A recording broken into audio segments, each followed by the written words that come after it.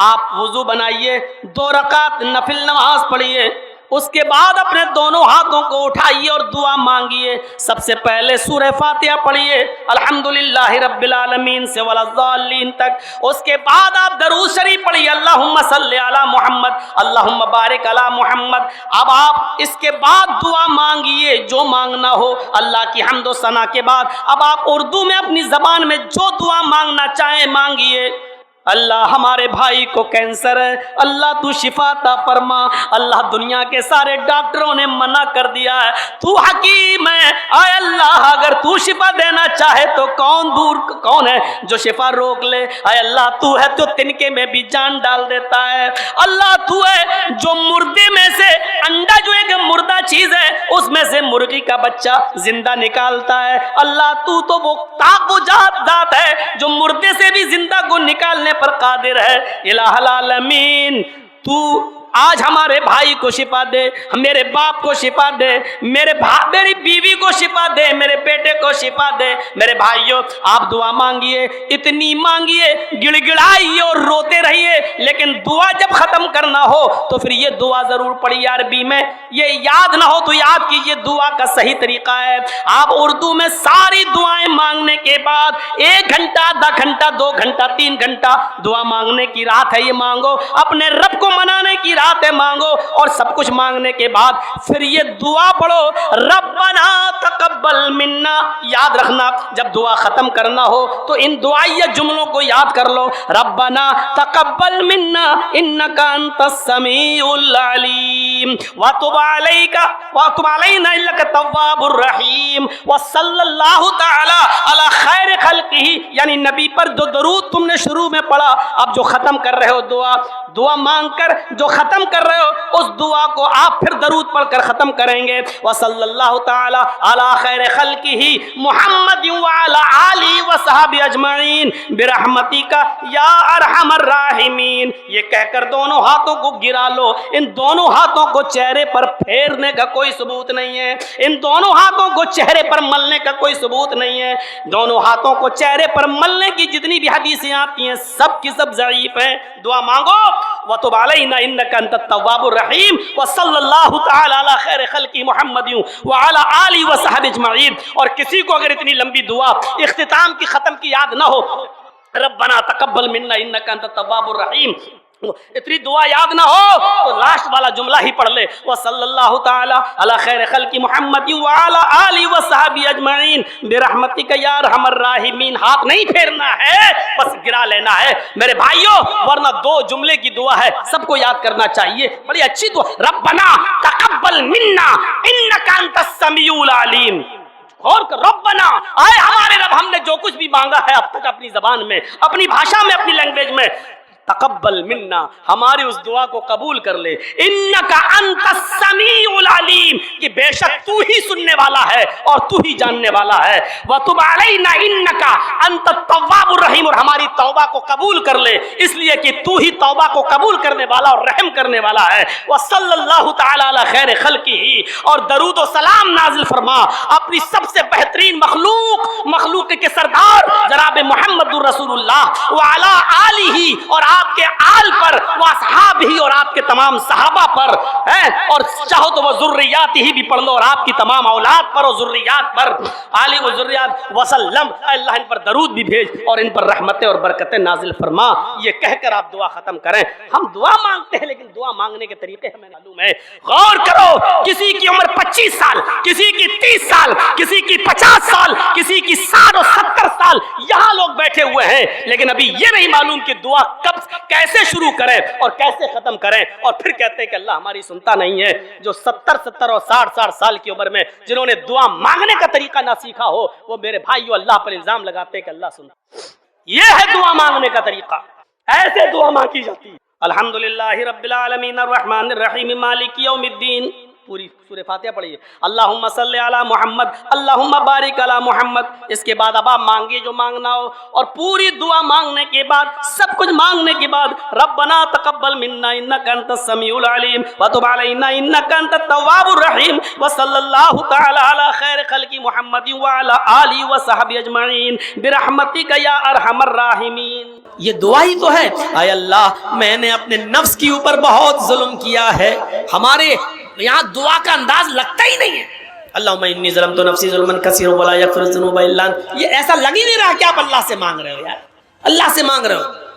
اللہم انی ظلمت نفسی ظلما کثیرا، اب لگ رہا اللہ سے مانگ رہے ہو۔ اے اللہ میں نے اپنی جان پر، اپنے نفس پر بہت زیادہ ظلم کیا ہے، ولا یغفر الذنوب الا انت، میرے ان گناہوں کو تیرے علاوہ کوئی معاف نہیں کر سکتا، تیرے علاوہ کوئی بخش نہیں سکتا۔ فاغفر لی، کھینچ کر پڑھیے، فاغفر لی وارحمنی انک انت الغفور الرحیم۔ ایسے دعا مانگیے، اے اللہ مجھے بخش دے، اے اللہ میرے اوپر رحم فرما، ولا یغفر الذنوب الا انت فاغفر لی مغفرۃ من عندک، اے اللہ مجھے اپنے پاس سے بخش دے، اپنے رحم و کرم سے بخش دے۔ اے اللہ میری عبادتیں اس لائق نہیں جو مجھے بخشوا سکیں، میری نمازیں اور میرے روزے اس لائق نہیں جو مجھے بخشوا سکیں۔ انک انت الغفور الرحیم، تو بہت زیادہ بخشنے والا اور بہت زیادہ رحم کرنے والا ہے، تو نہیں بخشے گا تو کون بخشے گا؟ تو نہیں بخشے گا تو ہم کہاں جائیں گے مغفرت اور رحمت کا سوال کرنے کے لیے؟ یہ دعا مانگیے اور اس طریقے سے دعا مانگیے، اور ہو سکے تو اس کے ساتھ یہ دعا بھی پڑھ لیا کریے نماز میں، اللہم انی اعوذ بک من عذاب القبر واعوذ بک من فتنۃ المسیح الدجال واعوذ بک من فتنۃ المحیا والممات، اللہم انی اعوذ بک من المأثم والمغرم۔ اللہ کے رسول ہر فرض نماز کے بعد، ہر فرض نماز میں اس دعا کو، آپ نے جب بھی نماز پڑھی تو اس دعا کو ضرور پڑھا اور عذاب قبر سے پناہ مانگی، اللہم انی اعوذ بک من عذاب القبر، اے اللہ میں تجھ سے پناہ چاہتا ہوں قبر کے عذاب سے، اے اللہ میں تیری پناہ چاہتا ہوں قبر کے عذاب سے، کیونکہ ہر انسان کا مسکن وہی ہے۔ ہم اور آپ دھیرے دھیرے جہاں گزر رہے ہیں قبر کے قریب ہوتے جا رہے ہیں۔ اب کوئی 10 سال اپنی قبر کے قریب ہے، کوئی 5 سال، کوئی 1 سال، کوئی 2 سال۔ اگلی سال جرجیت صاحب کی زندگی رہی تو محبت پور میں پروگرام ہوگا، لیکن آپ لوگوں میں سے بہت سے لوگ اس دنیا میں نہیں ہوں گے، وہ اپنی قبر میں جا چکے ہوں گے۔ اور اگر جرجیت صاحب کو اللہ نے 5 سال کی زندگی دے دی اور 5 سال کے بعد محبت پور میں پروگرام ہوا تو 5 سال کے بعد نہ جانے کتنے لوگ اس دنیا میں ہوں گے اور کتنی لوگ اپنے قبر میں پہنچ چکے ہوں گے۔ وہ قبر کا دردناک منظر جس سے اللہ کے نبی ہر نماز میں پناہ مانگا کرتے تھے، ہر نماز میں پناہ مانگا کرتے تھے۔ آپ لوگ سب لوگ اس دعا کو یاد کر لو، صرف اللہم انی ظلمت نفسی، یہ تو آپ نے گناہ کی معافی مانگ لی، لیکن آپ اپنے لیے قبر کے عذاب سے بھی پناہ مانگیے اور دعا کرتے رہیے ہر نماز میں سلام پھیرنے سے پہلے، اللہم انی اعوذ بک من عذاب القبر واعوذ بک من فتنۃ المسیح الدجال واعوذ بک من فتنۃ المحیا والممات، اللہم انی اعوذ بک من المعصم والمغرم۔ یہ دعا پڑھ کر اپنے گناہوں کی معافی ہمیں اور آپ کو سب کو مانگنا چاہیے اور عذاب قبر سے پناہ مانگنا چاہیے، کیونکہ عذاب قبر برحق ہے۔ سوچئے، تھوڑی دیر کے لیے کھیت میں نظر لے جائیے، اندھیرا ہی اندھیرا، اب تھوڑی دیر کے لیے قبرستان کے بارے میں سوچئے۔ آپ نہیں ہیں لیکن آپ کے ماں باپ دفن ہیں، آپ کے دادا پردادا دفن ہیں، اور یہ بھی ہم اور آپ جانتے ہیں کہ ہمیں اور آپ کو بھی اسی جگہ پر جانا ہے۔ وہی 2 گج زمین کے ہم مالک ہیں، بس جس گھر میں ہم اور آپ رہتے ہیں اس کے مالک نہیں ہیں۔ ہمارے مرنے کے بعد یہ ہماری اولاد لے لے گی، پھر لڑے گی، جھگڑے گی، لیکن وہ 2 گز زمین ہم سے کوئی نہیں لے سکتا، وہی اسی کے ہم مالک ہیں۔ مرنے کے بعد بھی آپ اسی جگہ پہ جائیں گے۔ سوچئے، جس کے آپ مالک ہیں اس سے ہم بے خبر ہیں، جس کے ہم مالک ہیں اس سے ہم دور ہیں۔ تصور کریں، آپ جب قبرستان جایا کریں یا آپ کا گزر قبرستان پر ہوا کرے تو ان قبروں کی طرف ایک بار ضرور دیکھ لیا کرو اور اپنی موت کو یاد کر لیا کرو، اور موقع لگے تو اس قبرستان میں پیر رکھ کر اندر داخل ہو جایا کرو اور کم سے کم یہ دعا کر لیا کرو، السلام علیکم اہل الدیار من المؤمنین والمسلمین وَإِنَّا إِن شَاءَ اللَّهُ بِكُمْ لَلَاحِقُونَ نسأل اللہ لنا ولکم العافیہ۔ یہ قبرستان میں جا کر اتنی دعا بھی کر لیا کرو۔ تمہارا اتنا دعا کرنے سے قبرستان کے مردوں پر، قبرستان کے مدفون لوگوں پر اللہ کی سلامتی اور رحمتیں نازل ہوتی ہیں، کیونکہ اس وقت قبر کے اندر جو لوگ ہیں وہ تمہاری اور ہماری دعاؤں کے بڑے محتاج ہیں، بڑے محتاج ہیں۔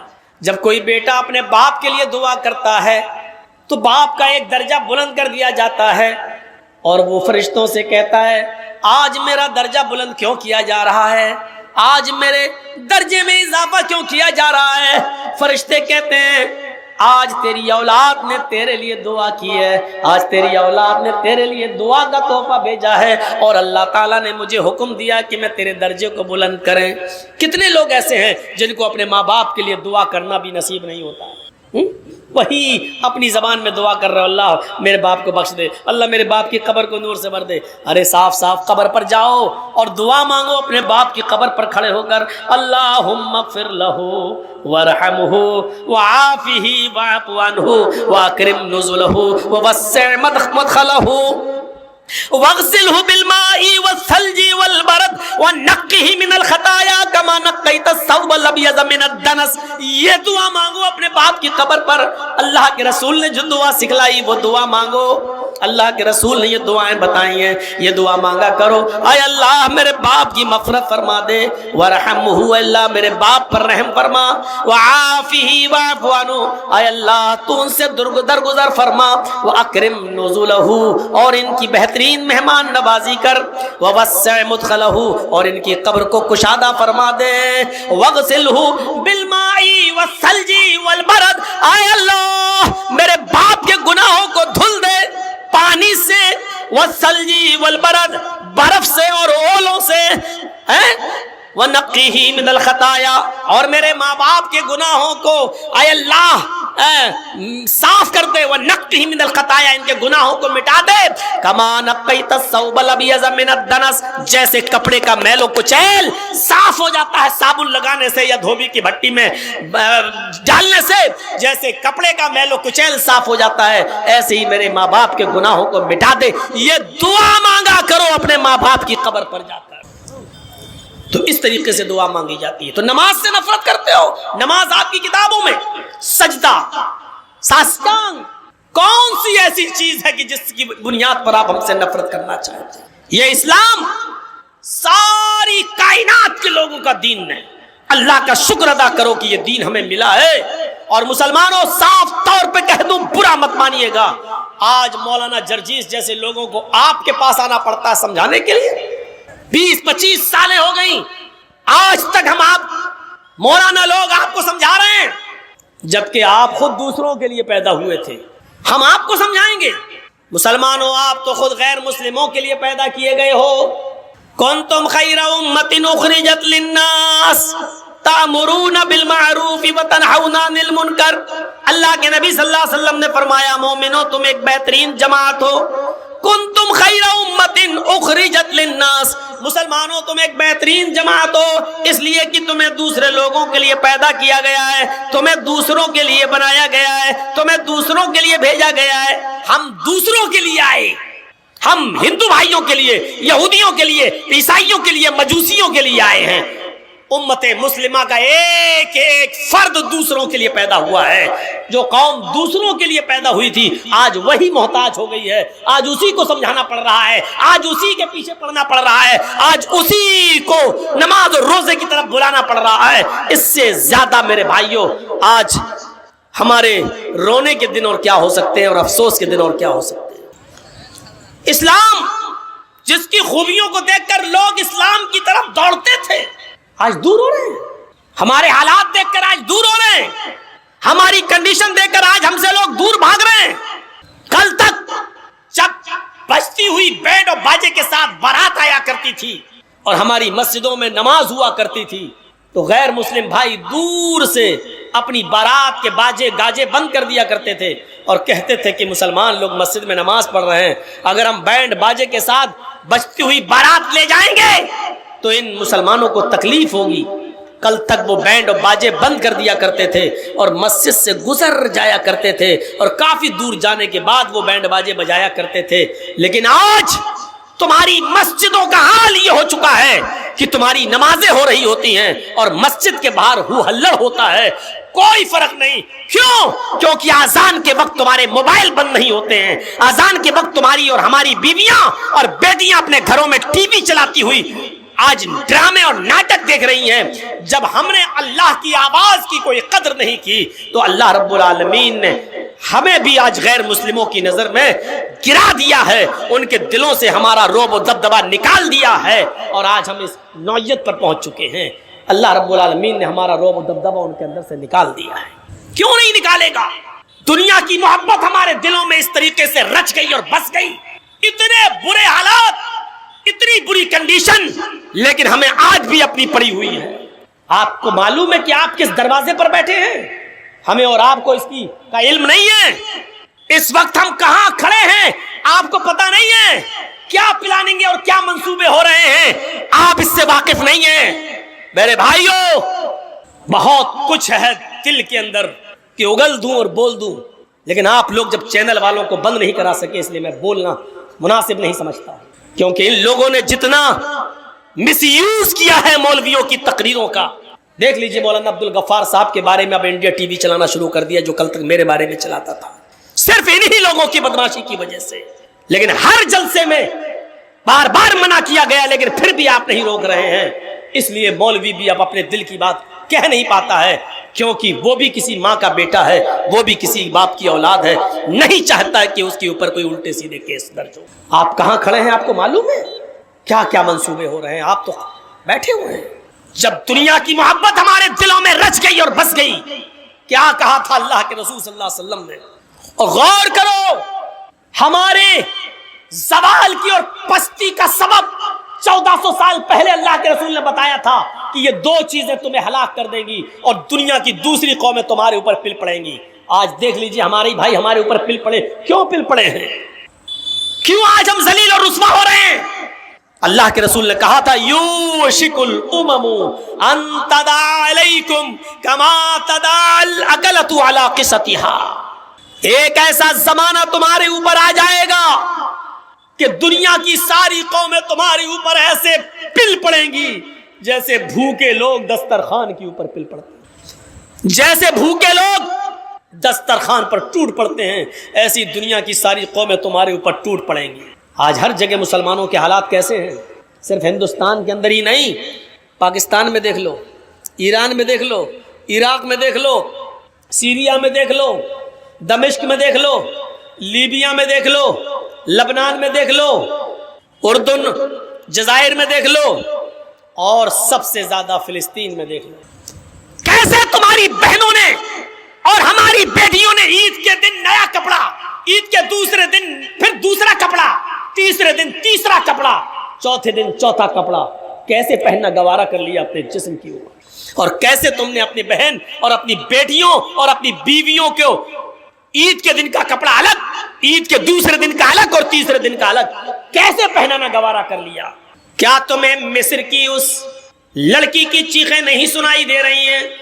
کیا تمہیں فلسطین کی اس بیٹی کی چیخیں نہیں سنائی دے رہی ہیں جس کی عمر ماتر 17-18 سال، جس کا گھر بلڈوز کر دیا گیا ہے، بموں سے اڑا دیا گیا ہے، جو جنگل میں کسی صحرا میں خیمے میں سو رہی ہے اور اپنے جسم کے اوپر نقاب اوڑے ہوئے ہے، عبایا پہنے، نقاب پہنے ہوئے، اور کسی میڈیا والے نے اس سے پوچھا کہ ایسی حالت میں بھی تم جب سونے کے لیے جا رہی ہو تو نقاب اوڑھ کر، تو اس اللہ کی بندی نے چیخ کر کہا ہاں ہم بموں کے سایوں میں، پتہ نہیں کب کوئی بم میرے اوپر گر جائے، میں چاہتی ہوں کہ جب کوئی بم میرے اوپر گرے اور میری روح نکلے اس وقت میں بے پردہ نہ رہوں، اس وقت میرے جسم پر پورا کا پورا پردہ ہو، قیامت کے دن اللہ پوچھے تو میں یہ کہہ سکوں کہ اے اللہ میں نے گھروں کو برباد ہوتے ہوئے دیکھا لیکن مرتے وقت میں نے اپنا پردہ اور اپنی حیا برباد نہیں کی۔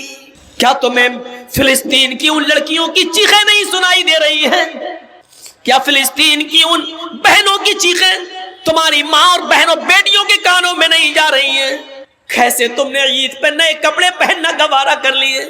کیسے تم نے اپنی ماں بہن بیٹیوں کو ہر دن کا نیا سوٹ پہنانا گوارا کر لیا؟ اور جا کر دیکھو لکھنؤ کی حالت، اور جا کر دیکھو ہمارے شہروں کی حالت۔ عید کے دن کا کپڑا الگ، عید کی باسی کا الگ، عید کے تیسرے دن کا الگ۔ نانی کے یہاں جائیں گے تو الگ کپڑا پہن کے جائیں گے، خالہ کے یہاں جائیں گے تو الگ سوٹ پہن کر جائیں گے۔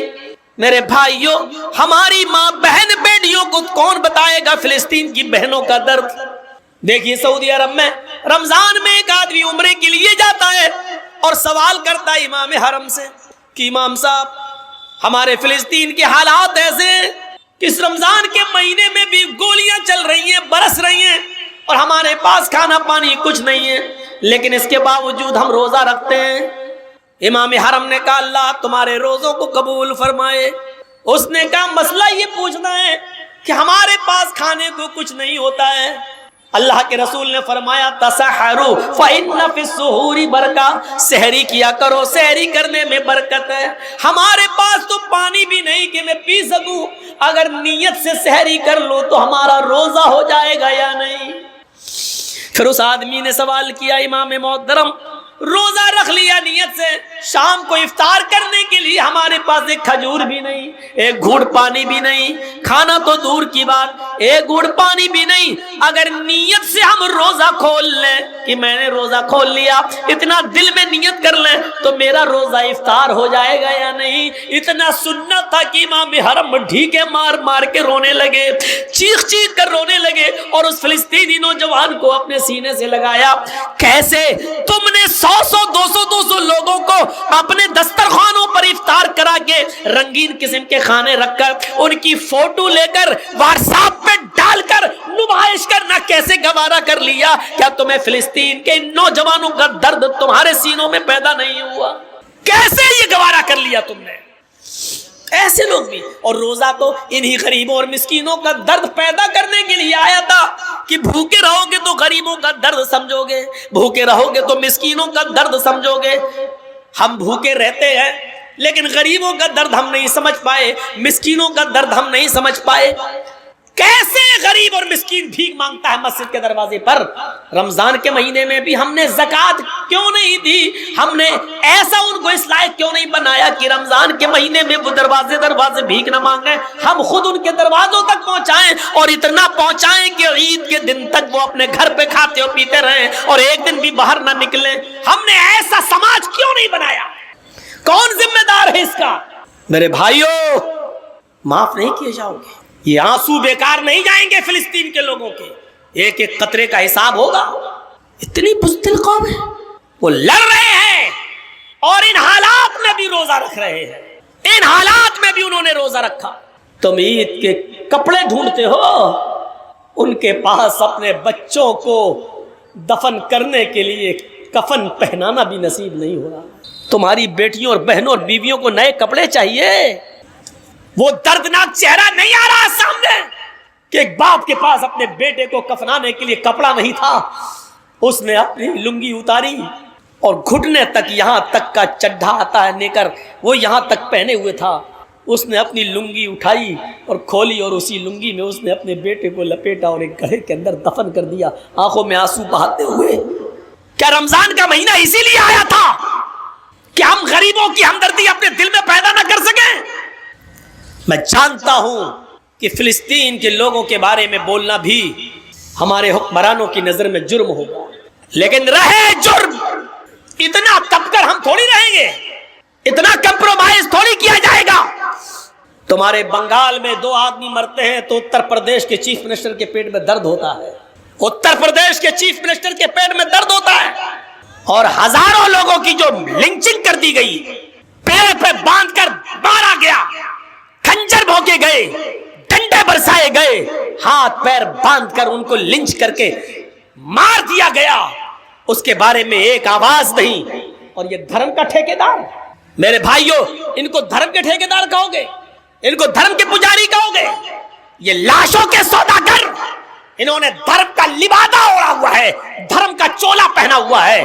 میرے بھائیوں، اندر سے یہ گنڈے ہیں، گنڈے، ورنہ دھرم یہ کب سکھاتا ہے؟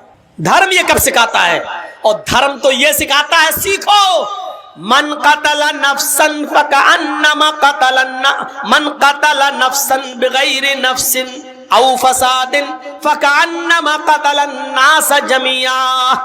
دھرم تو یہ سکھاتا ہے کہ جس نے کسی ایک منشیہ کو قتل کر دیا، جس نے کسی ایک انسان کو قتل کر دیا، ایک انسان کوئی بھی ہو، ہندو ہو یا مسلمان، سکھ ہو یا عیسائی، پارسی ہو، مجوسی ہو، بدھسٹ ہو، جینی ہو، کوئی بھی ہو، اگر کسی نے ایک منشیہ کو، ایک انسان کو قتل کر دیا بغیر اس کی غلطی کے اور بغیر کسی خطا کے، ایسے ہی اس نے مار دیا اس بیچارے کو، تو قرآن کہتا ہے فَكَأَنَّمَا قَتَلَ النَّاسَ جَمِيعًا، وہ ایک انسان کا قاتل نہیں ہے، فَكَأَنَّمَا قَتَلَ النَّاسَ جَمِيعًا، وہ ساری دنیا کی انسانیت کا قاتل ہے، وہ ساری دنیا کے انسان کا قاتل ہے.